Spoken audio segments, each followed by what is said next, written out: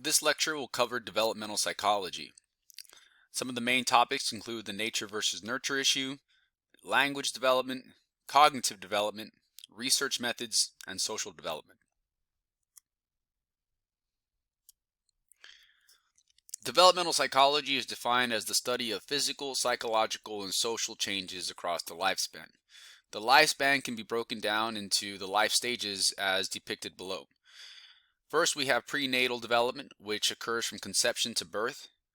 Infancy, which is the first 2 years of life. Childhood, which is the ages of 2 to 12.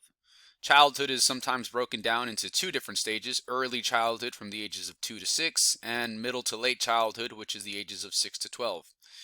Adolescence takes place between the ages of 12 to 18. Young adulthood takes place between the ages of 18 and 40.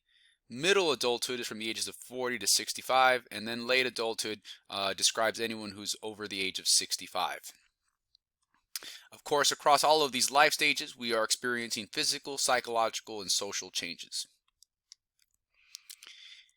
Here we have several life stages, we have individuals of different ages who are going through either physical, psychological, or social change. In this case, John is 67 years old, which places him in late adulthood, and he recently retired from his job. Employment is an example of a social process because it connects us with other people. Eric is 14 and is going on his first date. 14 is the life stage of adolescence, and a date is also a social interaction, so therefore it is a social process. Brian is 8 and just got diagnosed with dyslexia. Brian is in childhood, more specifically middle to late childhood, and dyslexia is a cognitive process, or it is a disorder that affects cognitive functioning, specifically reading, and so therefore it is a psychological process. Jerry is 1 year old, and so he is an infant. He is in the life stage of infancy and just took his first steps. Motor skill development falls under the category of physical development. Jerry is 1 and just said his first word. Language is a psychological process. It is a cognitive process. Now, when we use language to communicate with other people, at that point, it is in part social, or it facilitates social interactions. But just the development of language is a cognitive process. Erica is 11, which places her in the late stages of middle childhood, or the late years of middle childhood and the early years of adolescence. At the onset of adolescence is not always strictly viewed as the age of 12. It's often described as the onset of puberty. And so I think it's safe to say that Erica is at the early stages of adolescence, or has just started her adolescence, because she has just began puberty. And puberty, of course, is a physical process. Now, although our experience with puberty may result in psychological and social changes, the root of the issue is a physical change, and so therefore it is a physical process or physical development. Sean is 24 and just got married. 24 is the life stage of early adulthood. Being married is a social process. Brianna is 17 and got 750 out of 800 on math SAT. So Brianna is in adolescence. A math score represents psychological or cognitive development. Linda is 45 and just began menopause. 45 places Linda in middle adulthood. Menopause is a physical process. All right, and I'm sure we can all agree that all of these different developments influence other aspects of our development. So, for example, when if a woman starts going through menopause, obviously that's a physical hormonal change that might influence psychological or social processes.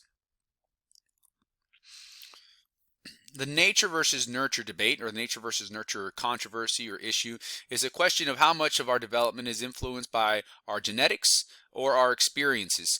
So genetics is also described as, or defined as, nature, whereas experiences, such as social experiences, these are an example of nurture. And so parenting, for example, is an example of nurture, whereas genes and chromosomes, the biological processes, those are all genetics. So genetic disorders are a major topic in the field of developmental psychology. They are inherited and occur naturally, so therefore they are a force of nature. The most common genetic disorder is Down syndrome, also described as or identified as trisomy 21. Human cells on average have, or normal human cells have 46 chromosomes in total, 23 pairs. Individuals with Down syndrome have an extra chromosome on the 21st pair, and so therefore Down syndrome is also referred to as trisomy 21. Down syndrome, like I said, is the most common chromosomal disorder out there. It results in physical abnormalities, including more widely spaced eyes that are smaller, more almond-shaped, and enlarged tongue. These individuals also experience shortened life expectancy due to cardiovascular issues, as well as cognitive deficits. Typically, these individuals score below average on IQ tests. One of the factors most highly correlated with the incidence of Down syndrome is a woman's age. As a woman enters the age of 35, at that point she becomes basically a high-risk candidate for having a child with Down syndrome. It's still only about a 1% chance at the age of 35, but you can compare that with the age of 20, which is about 1 in 2,000. So one of the interesting things about developmental psychology and genetics is other topics that relate to it, such as abortion. And so as you can see here, we have some cultural differences. We'll be talking about social psychology and sociocultural differences later on in this course. But as you can see here, we have some cultural differences with regard to abortion rates for a prenatal diagnosis of Down syndrome. And so in the United States of America, when a woman is told that she is highly likely to have a child with Down syndrome, there is a 70% abortion rate, whereas in countries like Denmark or Iceland, we have near 100% abortion rate for women who believe that their baby has Down syndrome. With regard to prenatal development and forces of nurture, we look at teratogens. Teratogens are environmental factors such as drugs and diseases that impair prenatal development.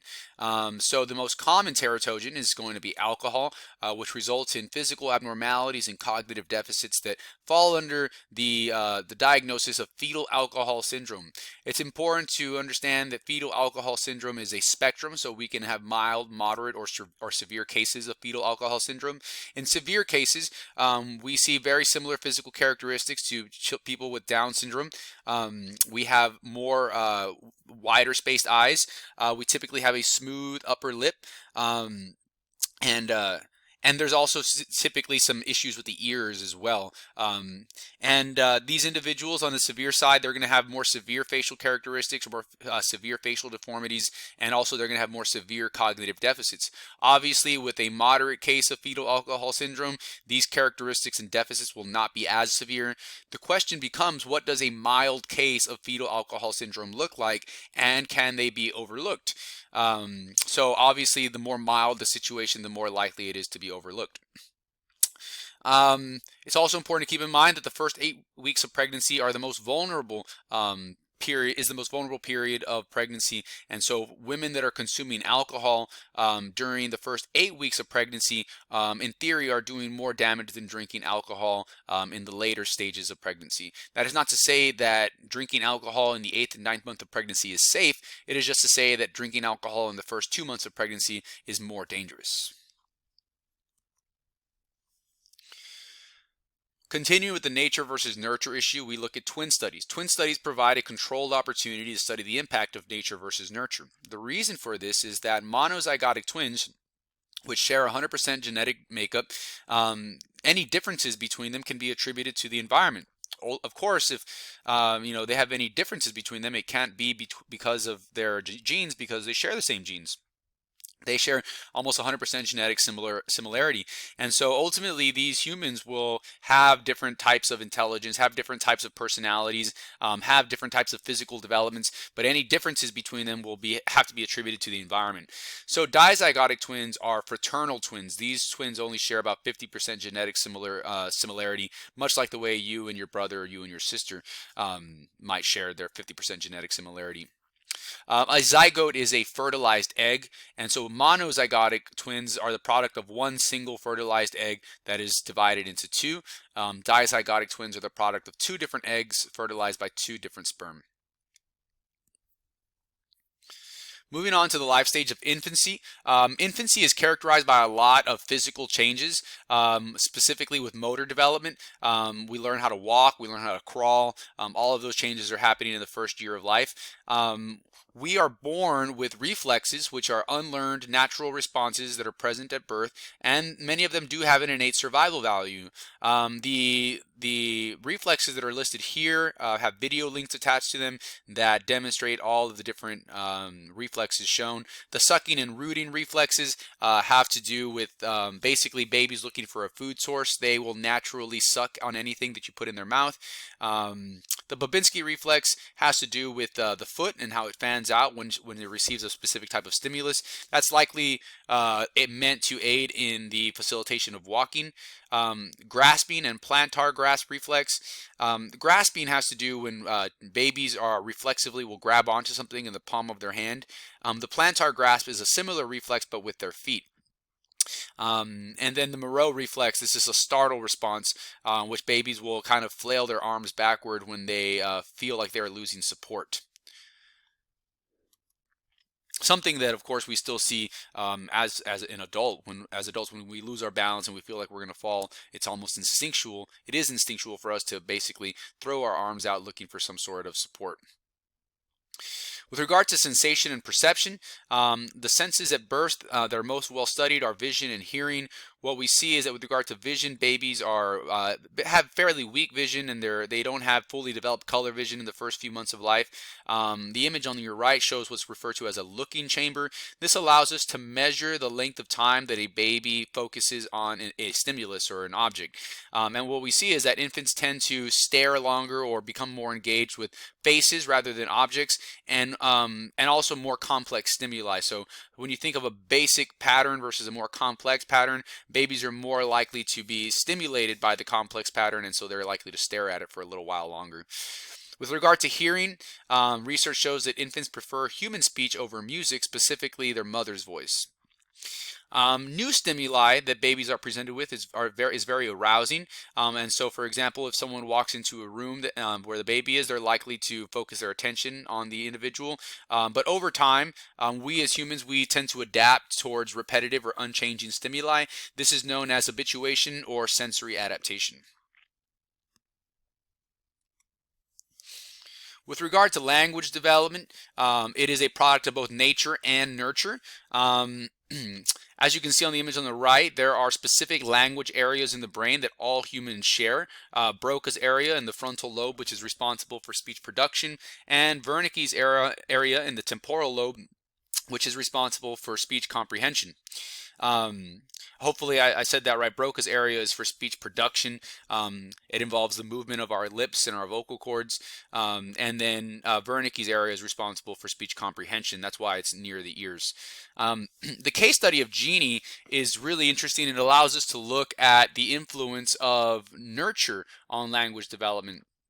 So Jeannie is an interesting case study in that she was rescued from Child Protective Services several decades ago, and when she was recovered or saved or rescued, she had been found locked away in a back room by her parents. Apparently, Jeannie was confined to this back room, and she was essentially not provided very much stimulation. She wasn't talked to. She wasn't provided with music, and so therefore she had never been exposed to sufficient amounts of language in order for her to learn any language. After they rescued her, they were able to teach her some basic elements of language, a few words, but she essentially plateaued pretty early on, and she was never able to fully develop language. And that led developmental psychologists to theorize that there are critical periods in our development, specifically with regard to language development, whereas if we do not learn language, or we are not exposed to language and start to develop a foundation for it throughout early and middle childhood, then we will likely never be able to fully develop that skill. And Jeannie was rescued somewhere towards the end of middle childhood and the early stages of adolescence. Some other research or some other information that supports the biological influence of language development is that all humans, regardless of ethnicity or gender or era, all go through the similar stages of language development. They begin with making physiological sounds, burping and crying.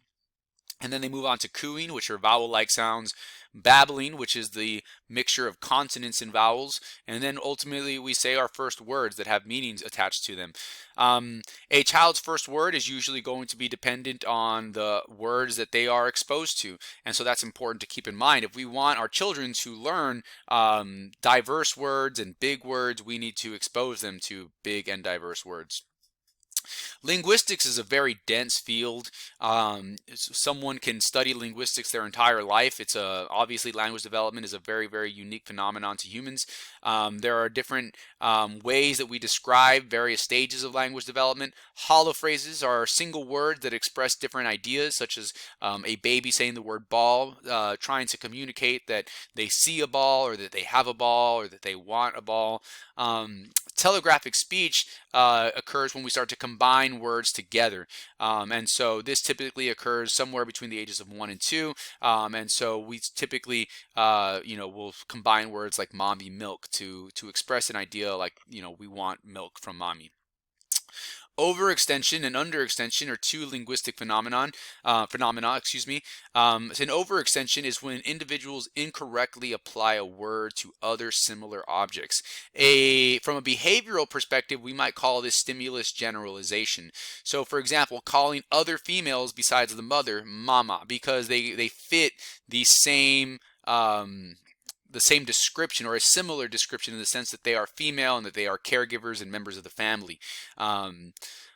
There's a really good video attached to this word overextension of a child calling an orange an apple several times, and so he does not have the word orange in his vocabulary, and so he uses the word apple to describe the object of an orange.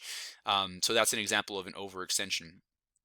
Underextension is we fail to apply a word to other objects that also fit the meaning of the word. So, for example, a baby might learn to call the family dog doggy or dog. But when they see another dog out in public at a park, for example, they may not reproduce that word because they feel that that word dog or doggy is specific to the dog or doggy at home. They are probably operating under the assumption that the word dog is the name of the dog at home. Language development is a component of cognitive development, but here we're going to be talking about specific theories of cognitive development. We'll be talking about Piaget's cognitive development theory, as well as Vygotsky's socio-cultural theory of cognitive development. The picture on the bottom left represents a game of peekaboo that's being played with between an adult and an infant. Piaget's theory of cognitive development certainly addresses the game of peekaboo and why it is so fascinating for babies, but not so much for children over the ages of probably 1 to 18 months. So Piaget's cognitive development theory is broken up into two different parts. On one hand, we have a model of continuous, steady development. On the other hand, it's also broken up into various stages. So before we get into the stages of his theory, we'll look at his explanation of how knowledge continuously, steadily grows throughout the lifespan. So Piaget believes that or he theorized that we develop what are called frameworks of knowledge, or schemes that are frameworks of knowledge or of information for objects, people, concepts, any ideas. Piaget believed that we have schemes for every idea imaginable: pizza, fruit, tree, mom, school, work, bird. And so, of course, as we say these words, there are certain ideas that are attached to all of these concepts. The more experience that we have with these concepts, the more elaborate our schemes become. So, for example, a basic scheme for a bird might be that it has wings and that it flies. And so, especially that would probably be the extent of a scheme for a bird, maybe in early childhood, at the age of about 2. A 2-year-old may understand that a bird has feathers flies and has wings. They may not know that birds have feathers. They may not know that birds lay eggs. All of those things, come with time. Assimilation is how we use existing schemes or existing frameworks of knowledge to interpret new experiences. So, for example, maybe the first time that a child sees a plane in the sky, they might call it a bird because they've never seen a plane before. They don't understand what a plane is, but they do know what a bird is. A bird is something that flies in the sky and has wings. So the stimulus matches their understanding of what a bird is, and so they're likely to call it a bird. This is again a very similar concept to overextension from a linguistic perspective, as well as stimulus generalization from a behavioral perspective. All of these ideas are very similar to one another. They are just from different perspectives. And so stimulus generalization is a behavioral concept. Assimilation is a cognitive concept. And overextension is a linguistic concept.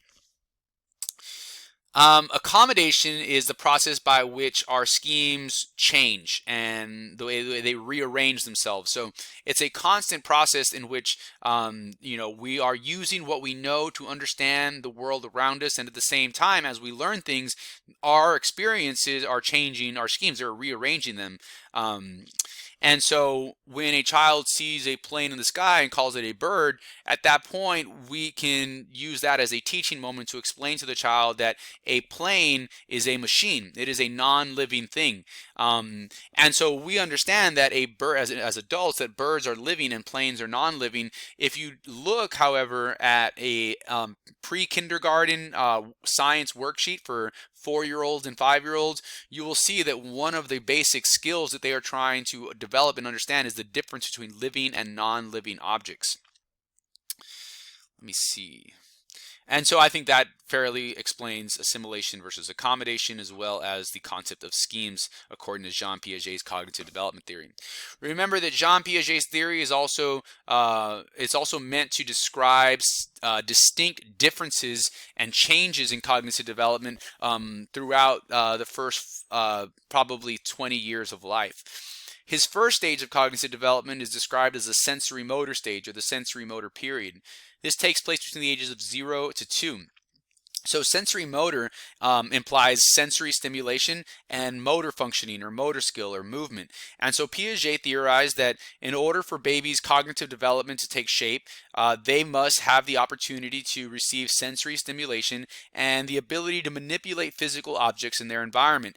And so when you think about the quality of toys for infants, oftentimes these toys are very bright colored. Oftentimes they make sounds. And oftentimes they are tangible in the sense that babies can grab onto them, babies can manipulate them, babies can interact with them. And so all of that involves the sensory motor processes. It's important to understand that babies at the ages of 8 months and 10 months, they cannot read. So a book will not stimulate the mind of an 8-month-old or a 10-month-old. The only way that they can experience cognitive stimulation is through sensory stimulation. They have to be able to see, touch, taste, hear, and smell as many different things as possible and be able to interact with the physical world around them. The major accomplishment of the sensory motor period is object permanence. Object permanence is the understanding that although we can no longer sense something, it continues to exist. And so that is the foundation of the game of peekaboo, because when a caregiver covers their face and the baby can no longer sense or see the caregiver's face, it's very confusing to them when the face magically reappears. They still do not have the cognitive capacity to understand that the face is just behind the hands. I don't understand that it's a very simple concept, but keep in mind that these babies have only been alive for 8 months, and much of that time has been spent asleep. And so they're still starting to learn how the physical world around them works. So I think physical changes of matter is a big part of Piaget's cognitive development theory, and we're going to see that continuing into his second stage.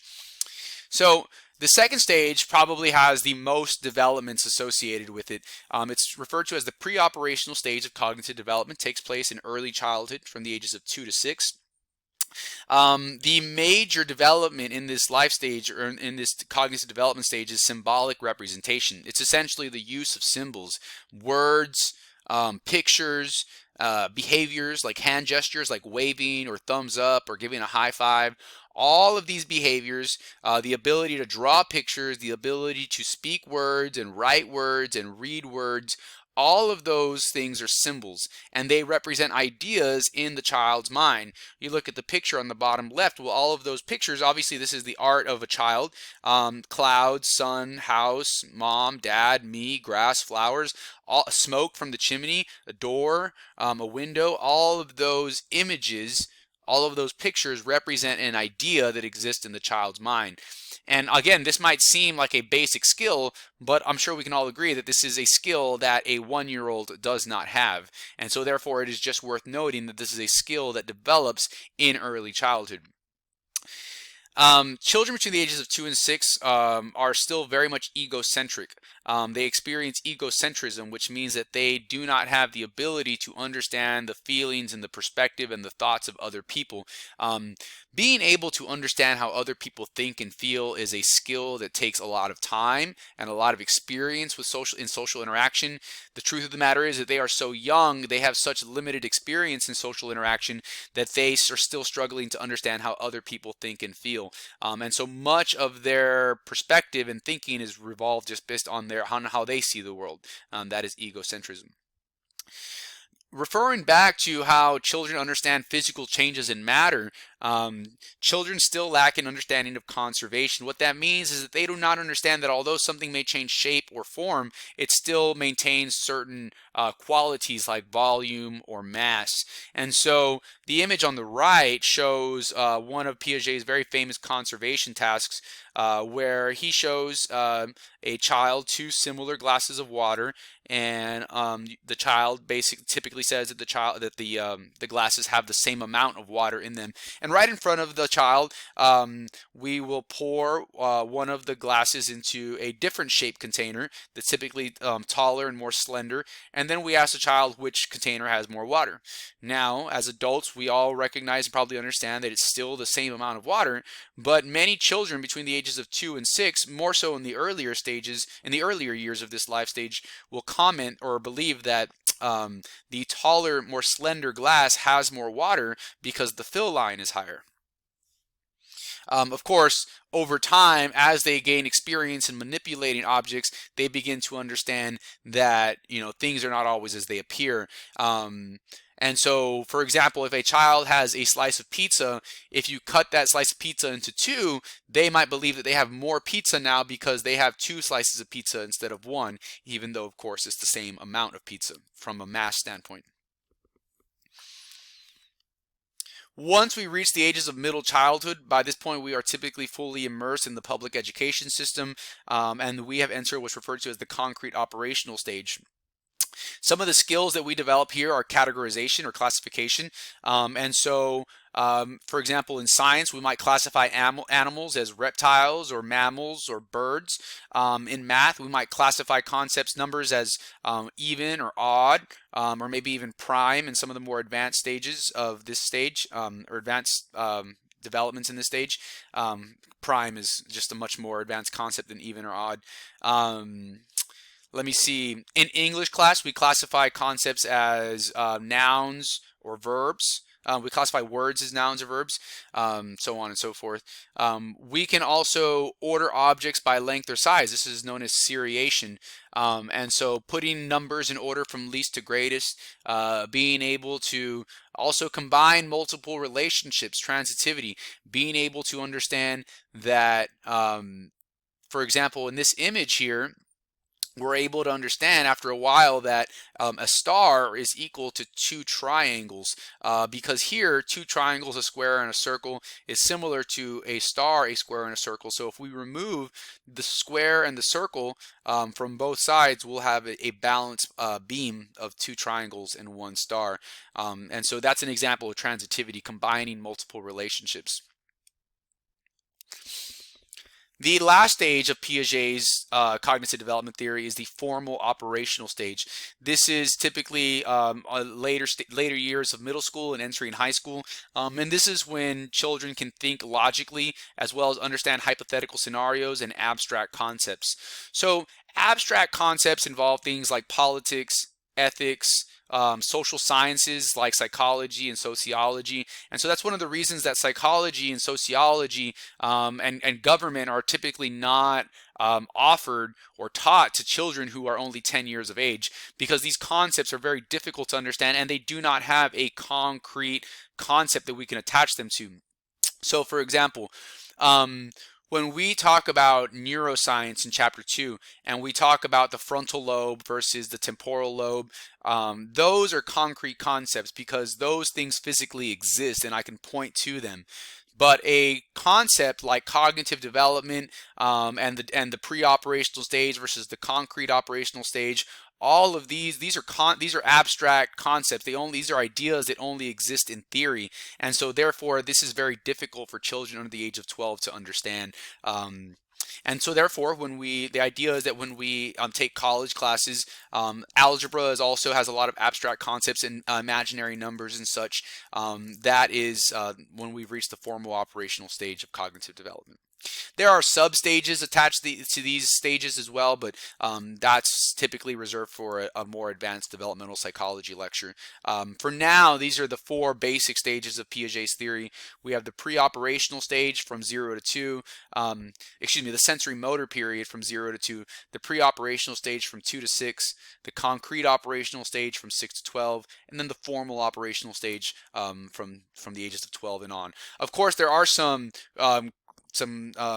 criticisms of Piaget's theory in the sense that some children reach these milestones earlier than others. There are some children that are beginning to think abstractly and logically and understand hypothetical scenarios, if-then concepts at the age of 10. That is just not the norm. Vygotsky's sociocultural theory of cognitive development is a different perspective on cognitive development, and it's not better than or worse than Piaget's. It's just a different explanation. And so this perspective emphasizes the importance of social interactions on cognitive development. It stresses the importance of a coach, of a guide, of a teacher, a parent, a mentor. And so when we have parents, guides, teachers, mentors that are trying to teach something to someone of a lower level of cognitive development, we're trying to teach them a skill, we have to present it to them or present them with a task that is challenging enough that they can master with help, but not so challenging that even with help they cannot master. And so what happens is you can think of it, and we also don't want to give them tasks that are so easy that they can handle on their own. So I like to create the analogy of lifting weights.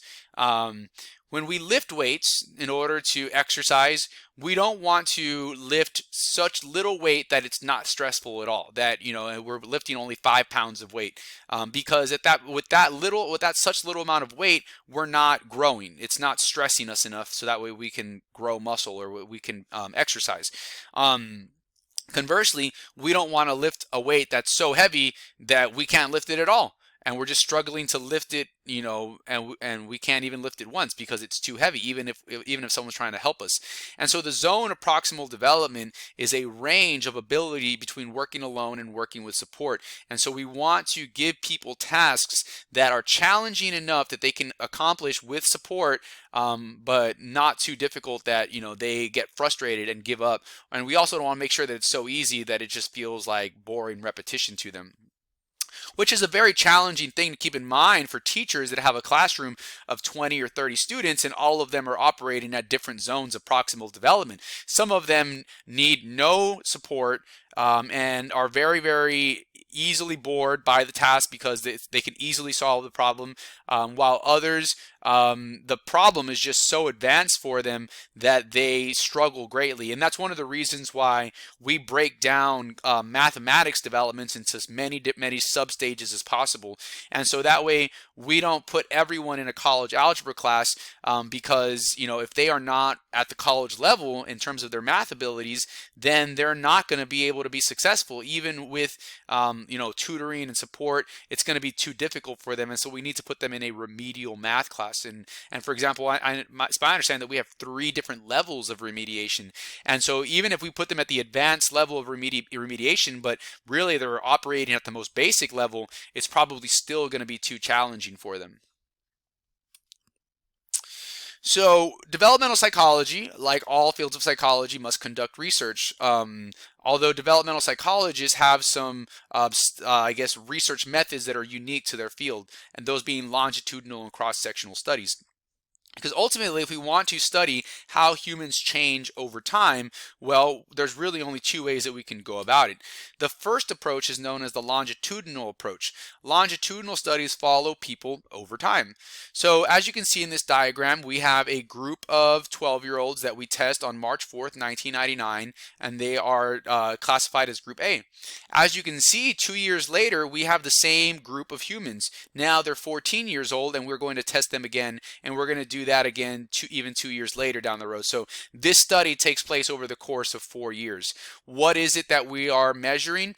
It can be whatever the researcher is interested in measuring. We can administer IQ tests at each one of these stages, or each one of these testing periods, every 2 years. We can administer a survey that asks them about their attitudes or their behaviors regarding religion, politics, drug use, sexuality, really anything that we're interested. Obviously, these are teenagers, and so we'd be interested in learning about their views and their experiences, whether they've been bullied, whether they feel comfortable talking to their parents or their teachers, their perspective on how they are raised by their parents. Really, it goes on and on. You know, the possibilities are endless. We can measure their height and weight if we wanted to. We can measure all of the above. The issues with this, of course, is one, that it's very time consuming. Two, it can be expensive because people do not typically engage in research studies for free. And then also a major issue is attrition, losing participants over time. It's highly unlikely that you're going to end up with as many participants as you started with. And so typically we start off with much more than we think is necessary, with the understanding that some people will drop out of the study.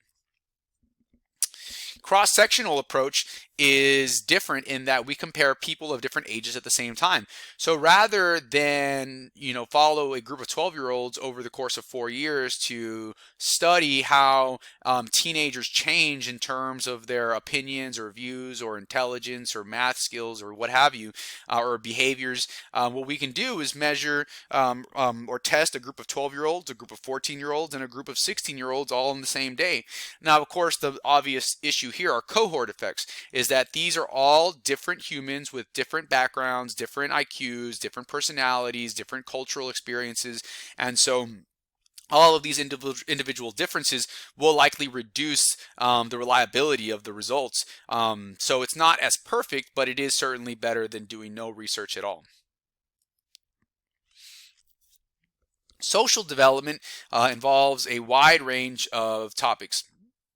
We have moral development to discuss, attachment, parenting styles, and then Erik Erikson's psychosocial theory of personality development, which is going to help us segue into the next chapter, which is regarding personality theories. So with regard to moral development, Lawrence Kohlberg presents a model of 3 different stages of moral development. So morality is our sense of right and wrong. So you consider rules, punishment, reward. All of these factors play into morality. What is good behavior? What is bad behavior? What is fair? What is unfair? So Lawrence Kohlberg created a situation or a scenario called Heinz's Dilemma. Heinz's Dilemma is a short story of a man named Heinz whose wife is sick and dying, there is a medication that is available to help his dying wife. Unfortunately, it's so expensive he cannot afford it, and the only way that he can obtain it and save his wife's life is by stealing the medication. And so we present this scenario to humans of all different ages, and we ask them, 1, should Heinz steal the drug? And 2, should he be punished for it? And then maybe there are some further questions like to what extent and are there any issues with this scenario. Young children in early childhood, many of them are likely to say that Heinz should not steal the drug. That would mean that they are in the pre-conventional stage of morality, because they understand that stealing kind of black and white, stealing is bad. I mean, we teach children that stealing is bad because it is bad. We shouldn't take what's not ours. That's a very, very popular tenet of moral development. When you consider where we get our moral development from, oftentimes it's from our parents, our teachers, religion as well. And so not stealing is a basic tenet of morality. And so many young children are going to say that Heinz should not steal the drug to save his wife's life.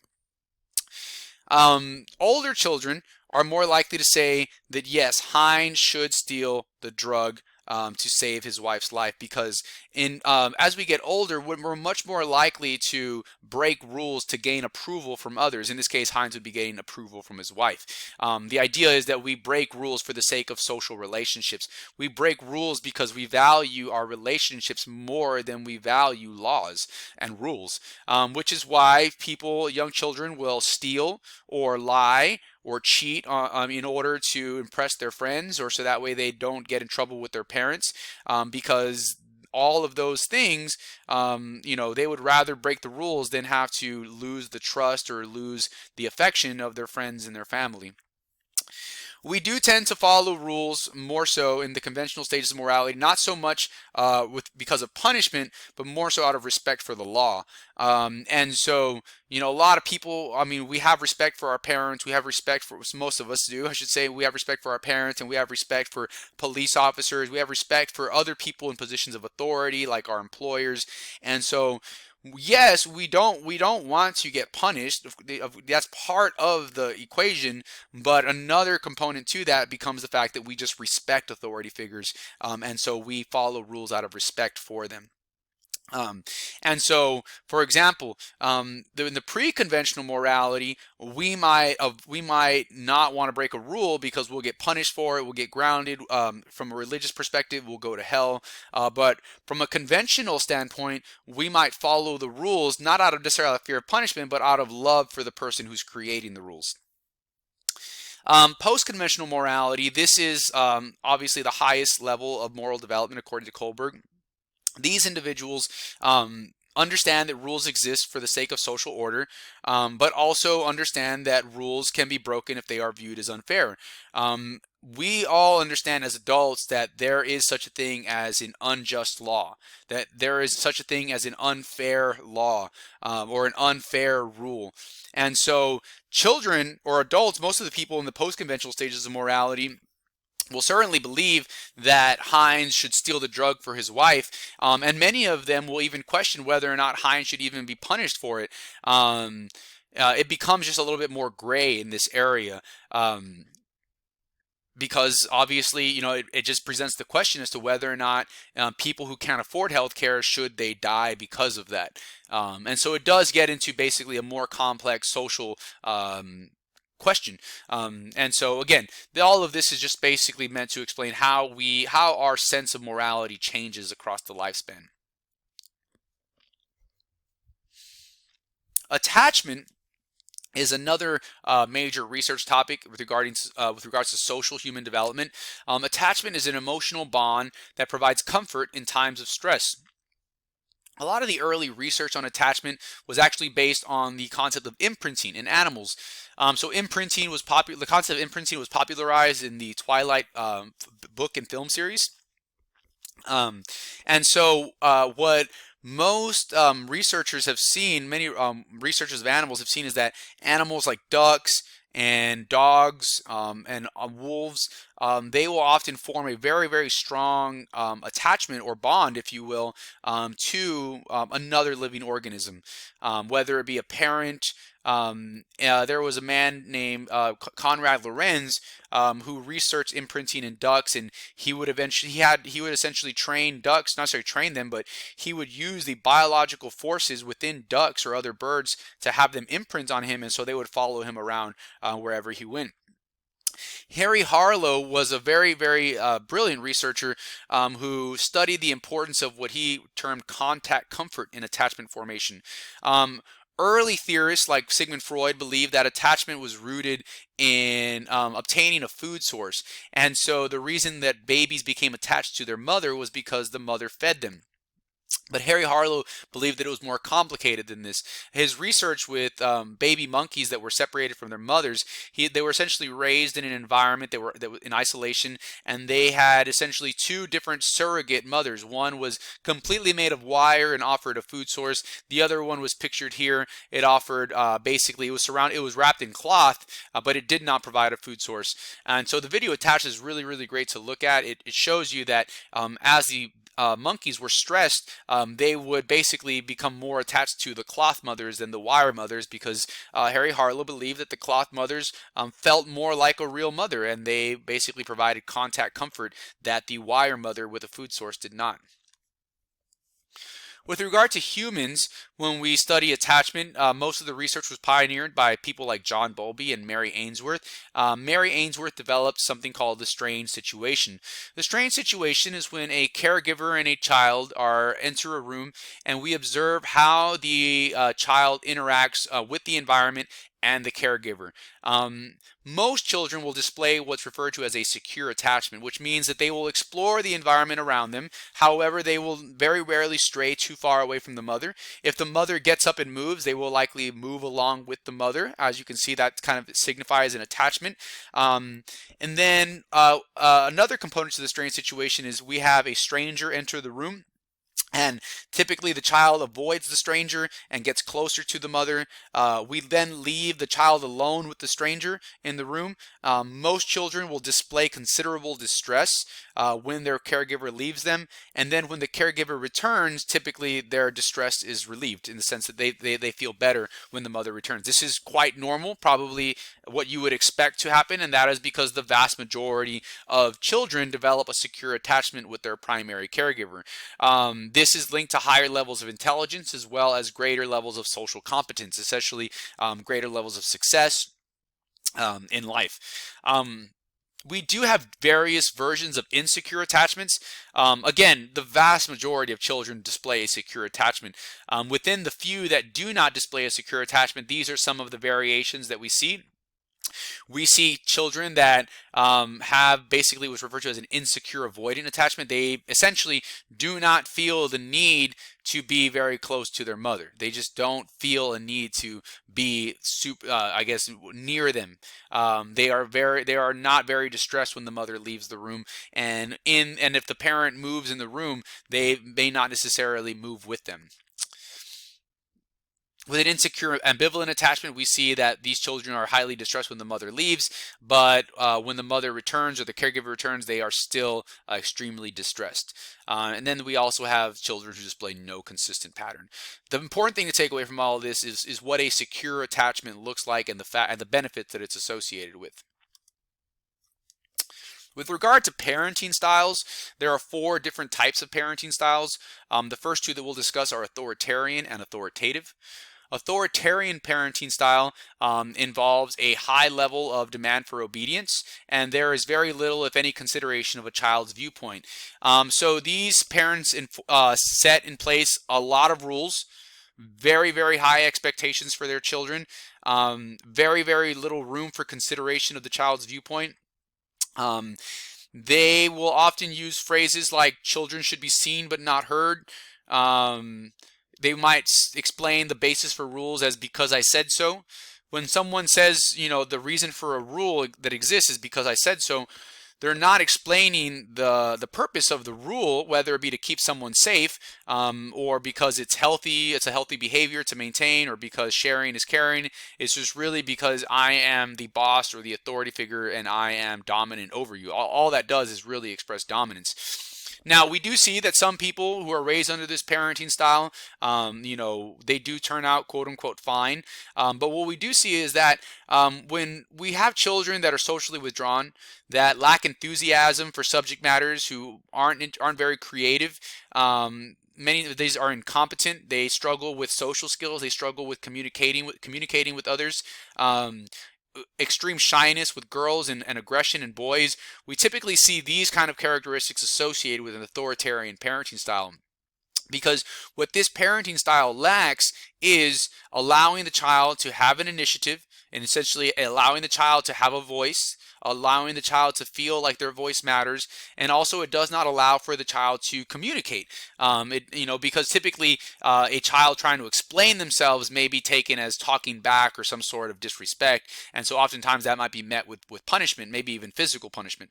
And so the authoritative parent is different in that they do have rules and expectations just like the authoritarian parent, except these rules are often accompanied with an explanation, and they're also responsive to the child's needs and wishes. So they typically provide children with options. So rather than telling children what they're going to do when they're going to do it, they oftentimes give children an option.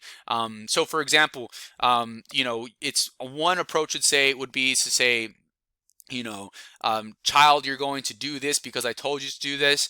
On the other hand, a different approach would say, child, I need you to help me with either this or this because the house is a mess and we all need to do our part. And so just that little bit extra of communication basically is the difference between authoritarian and authoritative parenting style. The authoritarian parent might say, go to bed now, and you have to go to bed because I said so. The authoritative parent might say, you have to go to bed because if you don't go to bed now, you're going to wake up tired tomorrow and you're going to basically not feel very well. The problem with this is that, or an issue with this is that children that are very young struggle to understand these explanations, and so therefore sometimes they have to be told many, many times, or the rules have to be explained many times. However, we see that this approach results in children that tend to be more friendly, more cooperative, more independent, and have higher levels of achievement. These children are much more likely to take the initiative to do something, and they're more likely to be creative because they're often given opportunities to make decisions for themselves, or at least with help. It's very important to not confuse authoritative parent with permissive parenting styles. It's very important to not confuse authoritative parenting style with permissive parenting style. Permissive parenting style is highly tolerant of children's behavior. They very rarely have any rules or expectations in place, very rarely enforce any type of punishment.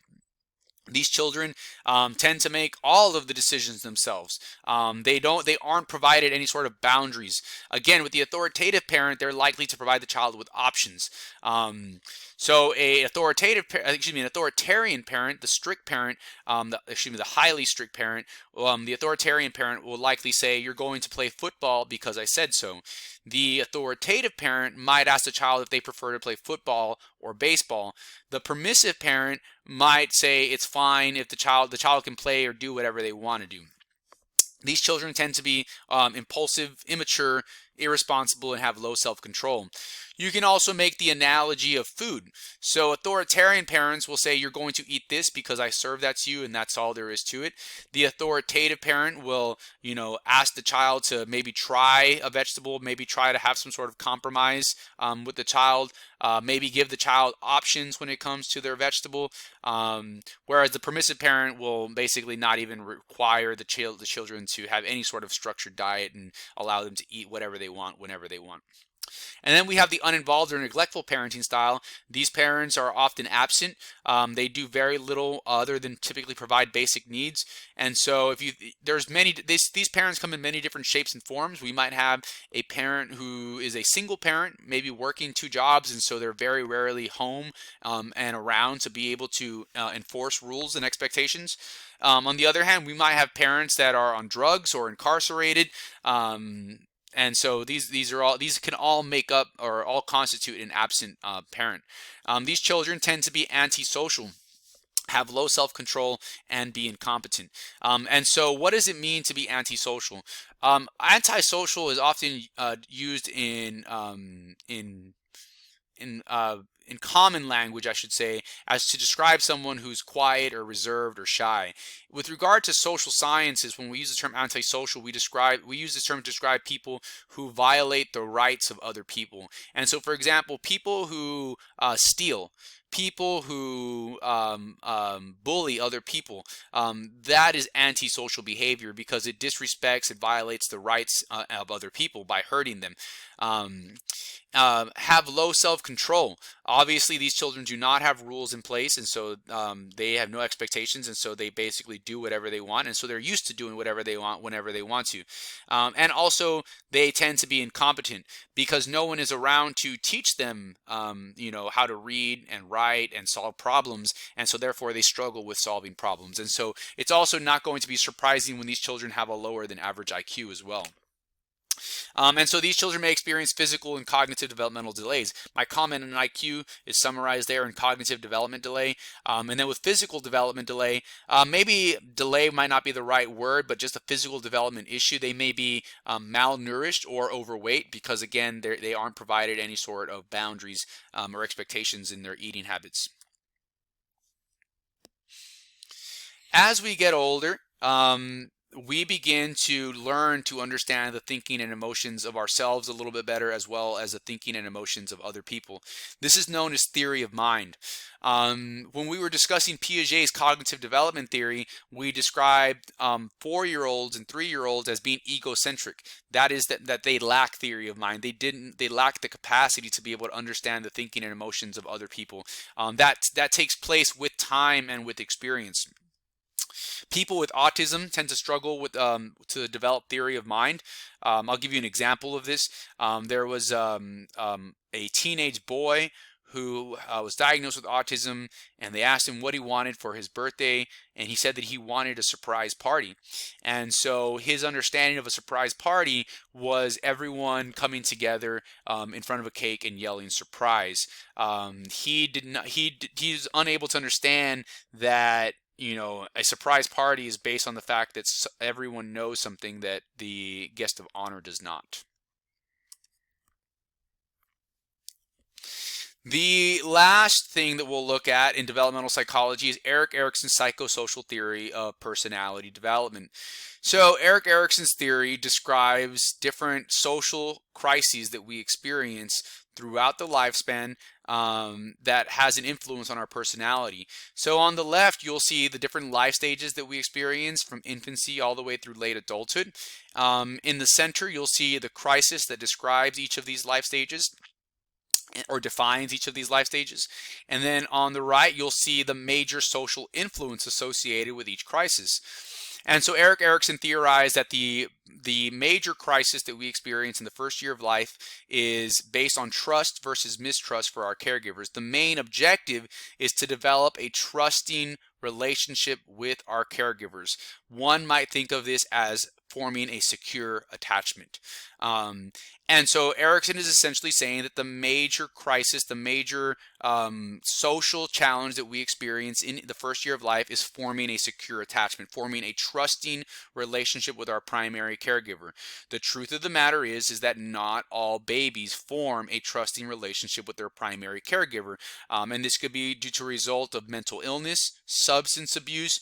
A wide range of factors can contribute to this, but those are probably two of the most common reasons why a baby may not form a trusting or secure attachment with their primary caregiver. And so this can essentially lead to trust issues with the individual that Erikson theorized can last throughout the entire lifespan. The second crisis that we experience also in infancy, but during the second year of life, this is autonomy versus shame and doubt. And the main social influence there is toilet training. And so toilet training is a major milestone for humans because it allows us to establish control over our body to some extent. And this is based in self-control. Control over our body and control over the things that we do is essentially defined as autonomy. When children have accidents, oftentimes they experience shame and doubt.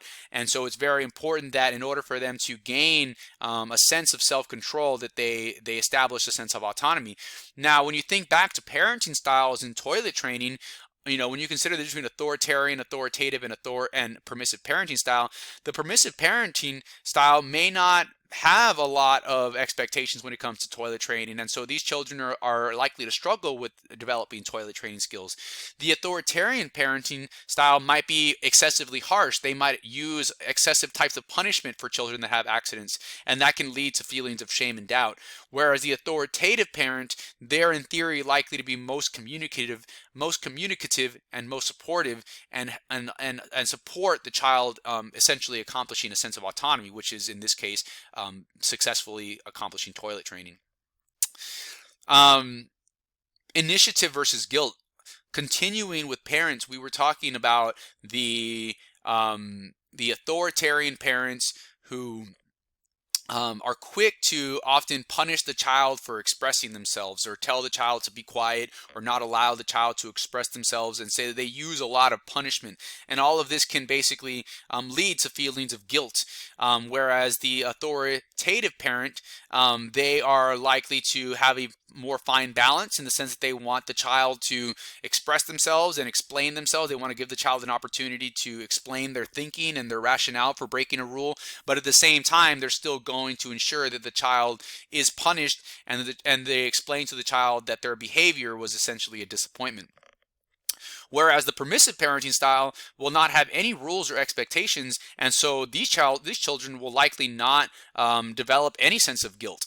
And so I think it's important to understand that, you know, a little bit of guilt is good, a little bit of shame and doubt is good, a little bit of mistrust is good, because we don't want our children trusting you know, just anyone. We don't want our children growing up to, you know, be overly confident in their abilities and not weigh the possibility of failure. And we also want children to understand that there are certain behaviors that are immoral or inappropriate. Now, with regard to industry versus inferiority, this is when we enter middle childhood and start going to school more regularly. So inferiority implies when we feel basically inferior to our peers. We don't feel as smart as them. We don't feel as athletic as them, as popular, as pretty, as funny. All of those things. Industry is what our strengths are. And so it is in middle childhood where we start to understand the differences in our strengths and weaknesses. And hopefully every child has some strength. Every child has something that they can feel competent about, whether it be math or reading or football or friends or video games, whatever. There has to be something that they feel like they are competent at doing. Otherwise, they may develop in excessive feelings of inferiority. But again, a little bit of inferiority is probably good to, you know, help us understand that, you know, we are not perfect at everything, and, you know, with practice we can get better, and we can essentially overcome our feelings of inferiority with hard work. In adolescence, we experience identity versus identity confusion. In adolescence, we're heavily influenced by our peers and the media. We're still typically living at home, and so we're kind of being torn between how we view ourselves in terms of our religious beliefs, our political beliefs, our sexuality. Are all of these things in line with the expectations of our parents, of our religion? You know, so it really comes down to, you know, being true to oneself, and it's very difficult to do that if we have lots of different influences that conflict with one another, from our parents, our friends, the media, pop culture, those kinds of things. So it's very normal for adolescents to, you know, question religion, have questions about their race and their ethnicity, and consider how much of that of their race and ethnicity they want to incorporate into their identity. You know, for example, you might have children that are who identify with Hispanic culture, but they may make the choice in adolescence to, you know, that they don't like, you know, music of that culture. Or they may not want to speak that language because that's just not a way that they choose to identify. Early adulthood is when we reach the crisis of intimacy versus isolation. A lot of this is influenced by a boyfriend or girlfriend or a fiance, a husband, a wife. Intimacy is not having to do with physical intimacy. It has more so to do with being able to express ourselves freely with someone that we trust and someone that we can relate to, and essentially also be able to communicate our fears and our dreams, and kind of allow ourselves to be vulnerable. And so a lot of times in early adulthood, we go to therapy, people go to therapy so that way they can have intimate conversations with someone about their sexuality or their fears, because it is important to have those kinds of experiences. It's important to have someone to talk to about those kinds of things. And so it's very important that we establish that in early adulthood. In middle adulthood, much of our life is influenced by our job and our family and the responsibilities associated with those things. And so what you'll see is very common in middle adulthood between the ages of 40 and 60. Typically, people are trying to be as productive as possible. They are more likely to contribute back to society through charity or volunteering, because the feeling of stagnation is just not something that sits well with people in middle adulthood. They still feel like they have a lot to accomplish in their 40s and 50s. Ultimately, we do retire though, and we do recognize that our life is coming to an end, and that is the crisis of late adulthood, integrity versus despair. And in this final psychosocial crisis, we look back at our life, and hopefully we look back at our life with feelings of integrity. We feel good about the person that we became and the decisions that we made, and the efforts that we made essentially to resolve any of these unresolved conflicts.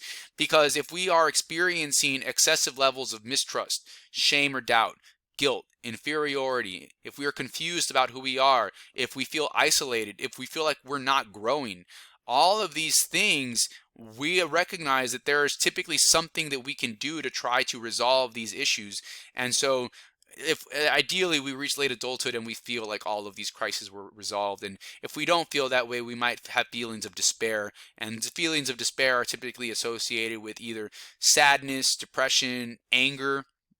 And so we do have older people who are very angry about how the world has changed, and they just don't feel good about, I guess, how the world left them behind. And so it's important to understand that the world will change. All you can do is essentially try your best to be a good person and try your best to accomplish as much as possible. And ultimately, at some point, you have to, in theory, reach a point in life where you can feel comfortable enough in giving back to others, because the only way you're ever going to be able to give back to others is if you're completely satisfied with your own life. So anyways, not to get too deep into that, but that concludes not only Erik Erikson's psychosocial theory of personality development, but the developmental psychology lecture as a whole.